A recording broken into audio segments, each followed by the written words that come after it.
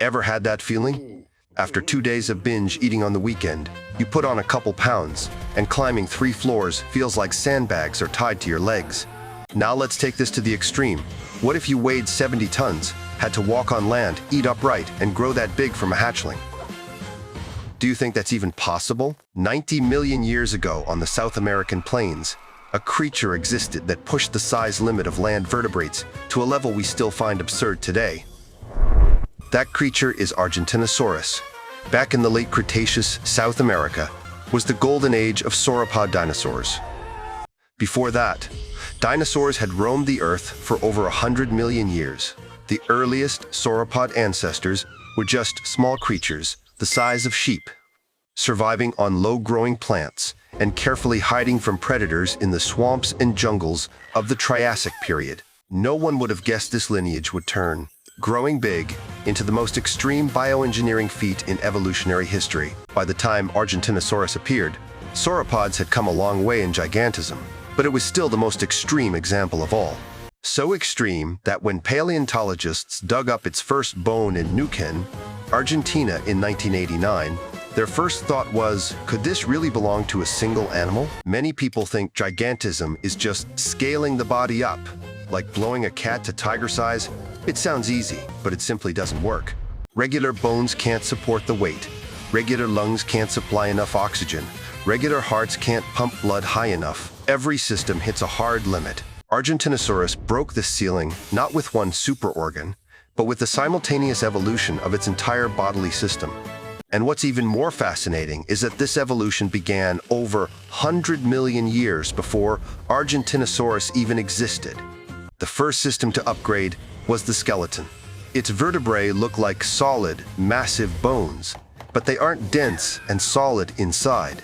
Instead, they're filled with intricate air sacs, bone plates, and supports. This isn't just hollowing out bones. It's like honeycomb steel beams in architecture. It cuts weight by a huge margin without sacrificing any load-bearing capacity at all. Recent microceti studies have updated our understanding. The earliest dinosaurs didn't have such complex skeletal air sacs at all. This trait was a skill sauropodomorphs developed step by step. A 2023 study found clear air sac-related bone traces in very early sauropodomorphs, meaning this giant body setup wasn't cobbled together after bodies grew big. It began taking shape long before dinosaurs reached truly massive sizes. And this air sac structure happens to tie into another ACE system, highly efficient air sac respiration. Unlike mammals, where air flows in and out the same airway, Argentinosaurus, like birds, used fixed lungs paired with surrounding air sacs for steady, efficient airflow. We can't claim its respiratory efficiency was twice that of mammals. There's no direct evidence for an exact number, but we can be sure of one thing. This system supplied enough oxygen for a multi-ton body, and it was the core foundation that allowed it to grow into a giant. Breathing aside, there's an even trickier problem. With such a long neck, how does blood get all the way up to the head? We know giraffes evolved powerful hearts and special blood vessels for their long necks, but Argentinosaurus was far bigger with a totally different body plan. You can't just copy the numbers. We can't say exactly how many times higher its blood pressure was than humans, but its circulatory system definitely solved pressure gradient issues far beyond those of ordinary land animals. Put simply, a multi-ton body is never just a small dinosaur scaled up 10 times. Every physiological system evolved and customized right alongside its growing size. Let's put the technical breakdown aside for a moment and imagine what this giant would look like standing right in front of you. According to mainstream estimates from London's Natural History Museum, an adult Argentinosaurus was roughly 35 meters long and weighed about 70 tons. Of course, this isn't a set-in-stone number. We've never found a complete Argentinosaurus skeleton. All sizes are reasonable estimates based on existing fossils. But even with conservative estimates, it firmly ranks among the very largest land vertebrates to ever exist. What does 35 meters look like? That's about the length of 12 family sedans lined up end to end. You'd have to jog quite a ways to walk from the tip of its tail all the way to its head. Its 70-ton weight is the equivalent of stacking 10 adult African elephants on top of each other. A single one of its vertebrae weighs about as much as an adult man. Two people would struggle just to carry one. When it strode across the plains, low rumbles shook the ground like distant thunder rolling across the horizon.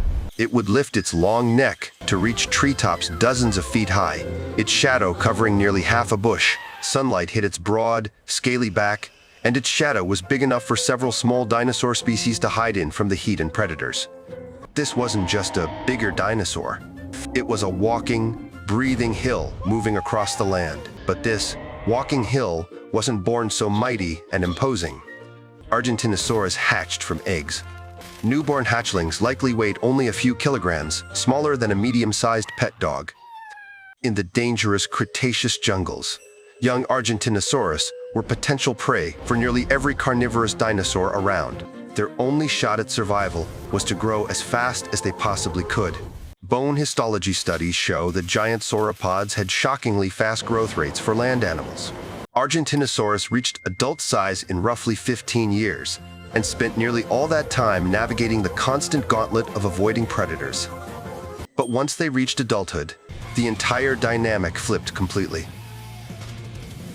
It shared its home with the famous Gigantosaurus, but the iconic scene you see in documentaries, packs of Gigantosaurus hunting adult Argentinosaurus, lacks sufficient fossil evidence to back it up.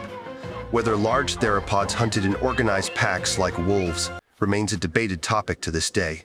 For adult Argentinosaurus, they didn't need sharp teeth or claws as weapons. Their 70-ton body itself was their greatest defense. Any predator that attacked would first have to consider the cost of being stepped on or swatted by its tail. The risk was so high most predators would simply back off. In this evolutionary game of gigantism, Argentinosaurus won. The first half fast growth got them past the dangerous juvenile stage, and sheer size locked in survival as adults. Of course, it didn't last forever. Argentinosaurus lived 90 million years ago and never saw the asteroid that ended the Cretaceous period. There's still no definitive answer for why it vanished. The rock record only faithfully tells us it existed, then left the stage of evolution at some point. But that doesn't stop it from being one of the most legendary specimens in life's history. It proved just how incredibly large land life can grow. Even today, when people talk about Argentinosaurus, the biggest debate is whether it was the largest land animal of all time. Some say 70 tons, others say up to 80 tons. Everyone wants to crown it the undisputed world champion of size. But more amazing than who's bigger is something else.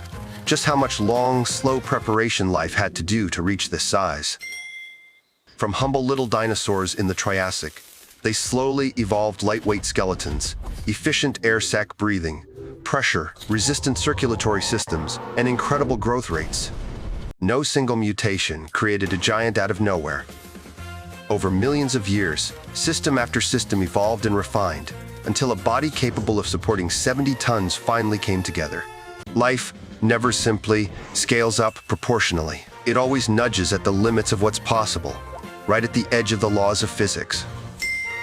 Those mountains that once walked the earth eventually sank deep into the layers of rock. But they left behind more than just giant bones.